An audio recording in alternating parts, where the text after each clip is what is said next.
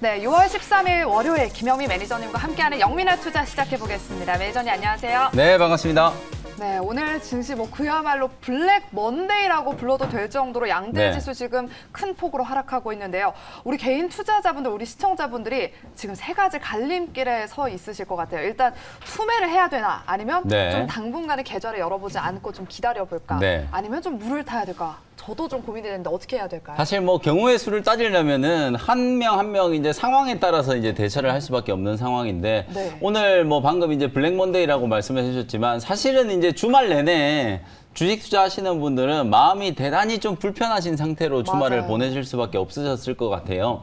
지난 금요일 날 미국 증시가 또 급락을 했고 특히나 이제 CPI 지표가 시장 예상치보다 훨씬 더 좀 강하게 상승을 좀 하면서 물가 상승에 대한 우려가 이제 지속되고 있다라는 게 아무래도 이제 가장 큰 악재라고 생각하시면 될 것 같거든요. 세 가지 이제 방향에 대한 부분들을 말씀을 좀 해주셨는데 실제로 이제 지수만 놓고 보면 연중 저점, 코스피는 오늘 연중 저점이 좀 깨졌고요. 코스닥은 거의 연중 저점 그 근처까지 이제 하락을 한 상태이기 때문에 하방 압력으로 따져봤을 때는 거의 바닥이 만들어지고 있는 상황이다 이렇게 생각을 할 수 있을 텐데 실제로 지금 원달러 환율도 1280원 후반대까지 다시 이제 재차 상승이 좀 들어왔잖아요. 그럼 거꾸로 얘기하면 직전에 원달러 환율이 1291원까지 이제 올라갔었다가 급격하게 이제 하락 조정이 좀 들어왔으니까 이번에도 1290원대 근처에서 환율이 이제 상단 저항에 이제 걸린다면 환율이 좀 떨어지면서 외국인들의 투매가 일단락되는 그런 상황을 이제 예상을 좀 해볼 수가 있기 때문에 지수 자체만 놓고 보면 이제 저점이 어느 정도 만들어지고 있다. 다만 시장이 하락할 때 특징이 뭐냐면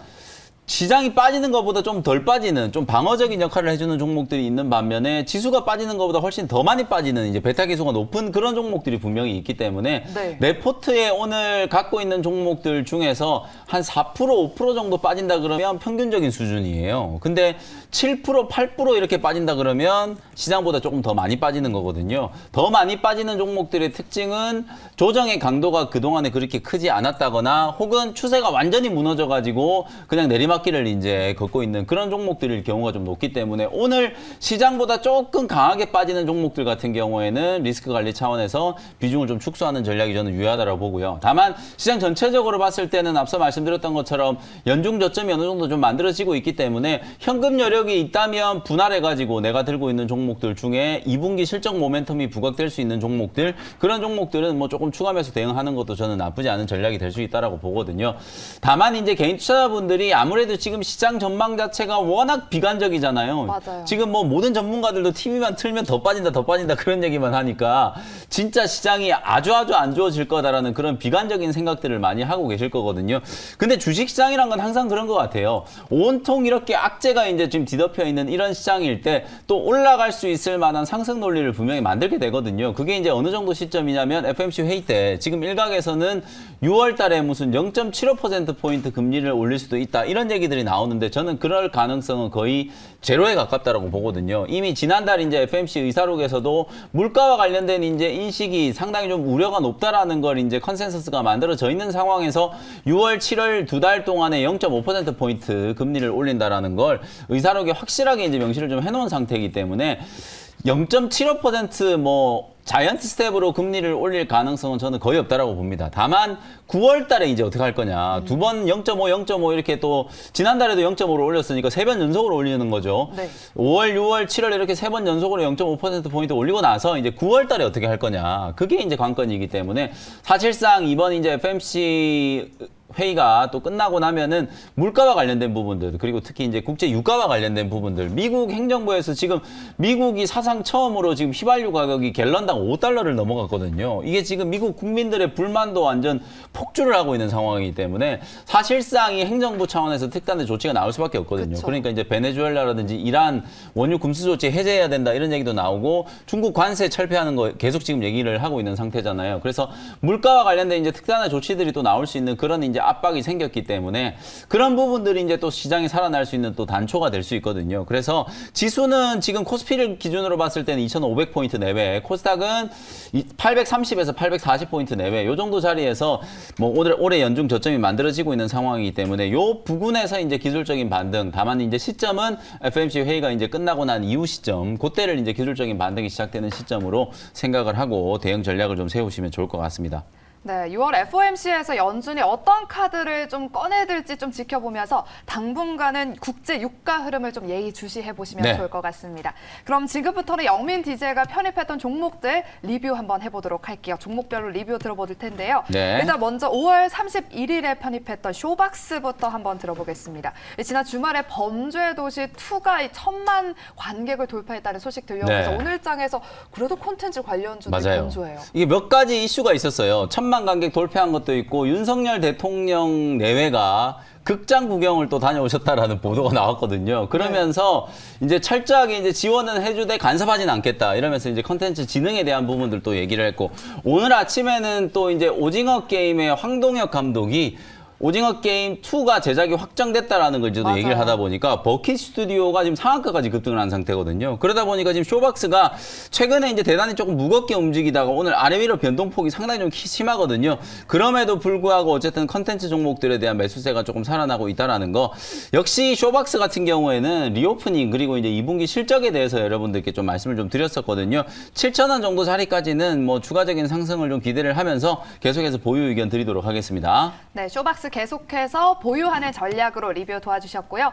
다음 종목은요. 6월 10일에 편입했던 옵트론텍입니다. 오늘 이 종목 시장은 뭐 하락폭에 비하면 비교적 선방하고 네. 있는데 앞으로 대응 전략 어떻게 잡을까요? 오늘 사실 시장이 이렇게 급락하고 있는데도 불구하고 약간 갭상승 출발했어요, 오히려. 지금 대장주 이제 모트렉스가 지난주에 이제 자율주행 관련된 이슈가 이제 부각이 되면서 상한가까지 급등을 했었고, 오늘 이제 다시 한번 급등을 했거든요. 근데 이제 모트렉스도 사실 최근에 이제 시장의 단기 테마 중에 하나가 무상증자 발표하고 나서 권리락된 종목들 있잖아요. 네. 대표적으로 노터스라는 종목. 이 종목이 엄청나게 폭등을 하다 보니까 무상증자하고 나서 권리락된 종목들이 주가가 급등하는 이제 이상 현상이 좀 나타나고 있거든요. 네. 아마 모트렉스도 저는 이제 그런 이유도 분명히 있을 거라고 보여지거든요. 보시는 것처럼 이제 3대1로 이제 무증을 했기 때문에 무증하고 나서 12,000원까지 미끄러졌다가 지난 금요일 날 상한가 그리고 오늘 또다시 이제 상한가까지 급등을 하면서 2만 원 넘어섰는데 자율주행과 관련된 종목들이 아직까지 조금 살아있다. 이렇게 보시면 될 것 같고 에이테크 솔루션 이런 종목들은 이제 삼성 M&A와 관련된 이슈 그다음에 옵트론텍은 자율주행의 눈 이제 카메라 모듈 삼성과 LG그룹이 향후 이제 미래 성장 동력으로 이 카메라 모듈 시장을 이제 키운다 이런 얘기가 나왔기 때문에 관련된 수혜주로 옵트론텍 한번 보시라고 말씀드렸고요. 목표가 8,500원 유지하면서 계속해서 보유 전략 제시해드리도록 하겠습니다. 네, 오늘 영미 매니저의 종목 리뷰는 여기까지 들어보도록 하겠고요. 우리 시청자분 종목 상담 빠르게 한 가지 종목 도와드리도록 네. 할게요. 신성 ENG 2,350원에 20% 보유하고 계신데 반등할 수 있을까요? 네. 신성 ENG 저도 이제 최근에 좀 많이 언급을 좀 드렸었던 종목인데 네. 1,900원대에서 지금 대량 거래가 터지면서 주가가 한번 급등을 했다가 단기적으로는 2,600원까지 이제 고점을 한번 만들었거든요. 신성 ENG가 이제 우주항공 방산과 관련된 이슈도 있고 또 클린룸 이런 것 때문에 반도체라든지 이제 디스플레이 설비 투자와 관련된 이슈도 있고 태양광과 관련된 이슈도 있거든요. 여러 쪽으로 이제 아무래도 이제 테마가 좀 겹치다 보니까 시장에서 이제 조금 주목을 좀 받았었는데 아무래도 지수가 또 조정을 받는 과정에서 차익 실현 물량들이 나오면서 한 2,200원 정도까지 다시 좀 되눌리는 흐름이 좀 나온 것 같아요. 조정의 이제 폭으로 봤을 때는 한 2,100원 정도가 딱 단기 저점이 나올 것 같은데 오늘 딱 보니까 저점이 2,180원 딱 그 정도 수준까지 지금 조정이 조금 들어온 상태거든요. 여기 이 자리에서 저점이 깨지지만 않는다면 충분히 이제 기술적인 반등은 가능할 거라고 보여지고요. 누리호 발사, 그다음에 뭐 신재생 에너지에 대한 순환매 이런 것들을 감안하면 뭐 우주, 항공, 방산, 그다음에 신재생 에너지 이런 종목들은 시장이 약세 구간이긴 하지만 계속해서 좀 보유를 하셔도 괜찮을 만한 그런 이제 종목들이라고 보여지고요.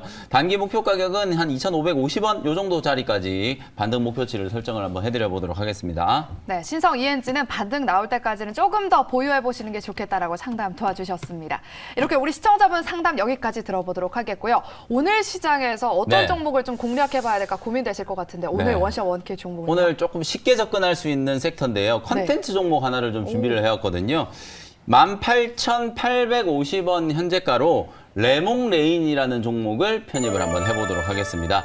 이 회사가 이제 코스닥 시장으로 이제 변경 상장된 지가 얼마 안 됐기 때문에 사실 레몽레인 이름이 이제 조금 익숙하지 않은 분들도 계실 텐데, 컴투스가 위지빅 스튜디오를 인수했잖아요. 네. 그 위지빅 스튜디오가 지분을 또 최대 주주 지분을 가지고 있는 회사가 레몽레인이라는 이제 컨텐츠 기업이에요. 오늘 제가 아까 리뷰해드렸던 쇼박스라든지 그 다음에 이제 오징어 게임의 버킷 스튜디오 이런 종목들이 상한가까지 급등을 하면서 약세장인데도 불구하고 나름대로 이제 잘 버텨주고 있고, 특히나 제가 이제 말씀드렸던 것처럼 윤석열 대통령 내외분이 주말 동안에 이제 극장 구경을 가가지고, 최근에 우리 이제 또 컨텐츠 시장에도 좋은 이슈들이 좀 많이 있었잖아요. 맞아요. 투자를 많이 한다는 것도 있었지만 뭐 국제 영화제에서 수상 소식 이런 이제 반가운 소식들이 좀 나오면서 한국 영화라든지 한국 컨텐츠의 위상이 정말 예전과는 좀 많이 달라졌구나 이런 생각들을 많이 할 수 있는 그런 이벤트들이 많이 좀 있었고, 그리고 이제 글로벌 OTT 대표적으로 넷플릭스 같은 이제 이런 회사들이 국내 컨텐츠 기업에 대한 투자를 과감하게 좀 늘린다.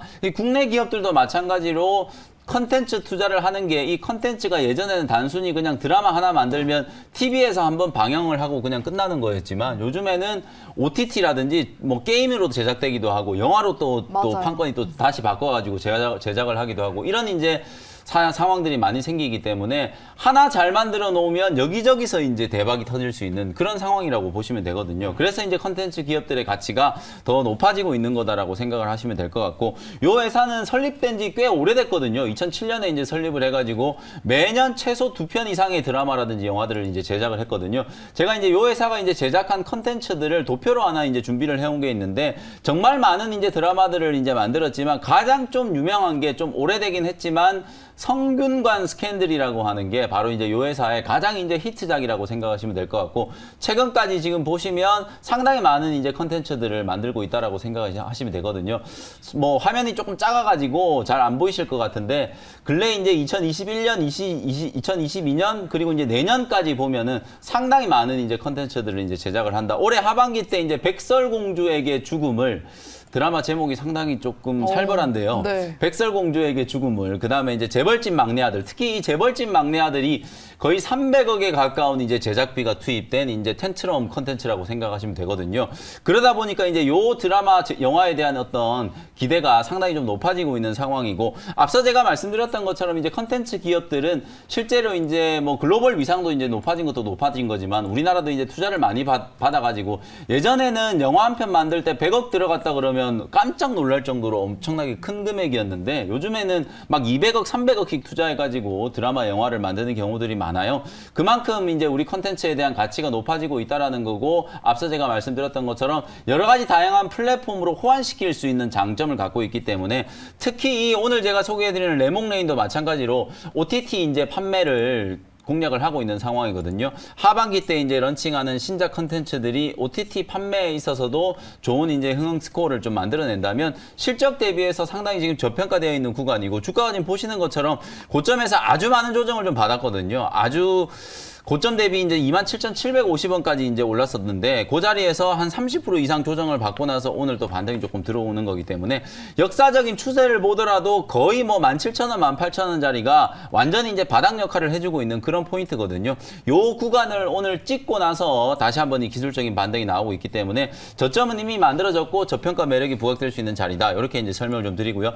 18,850원 현재가로 편입을 했고요. 1차 목표 가격은 2만 원 정도 제시해드리고, 손절 가격은 16,400원 정도로 제시를 해드리도록 하겠습니다. 네, 오늘의 종목은 레몽레인이었고요. 오늘도 무료 방송 준비되어 있습니다. 네, 오후 4시에 무료 공개 방송 진행해드릴 텐데, 시장이 워낙 어려우니까 네. 이번 주에 어떻게 좀 대처하셔야 되는지 진단을 좀 해드리도록 하겠습니다. 네, 저희가 준비한 순서는 여기까지고요. 저희는 내일 이 시간에 다시 찾아오도록 할게요. 오늘도 함께해 주신 여러분 고맙습니다.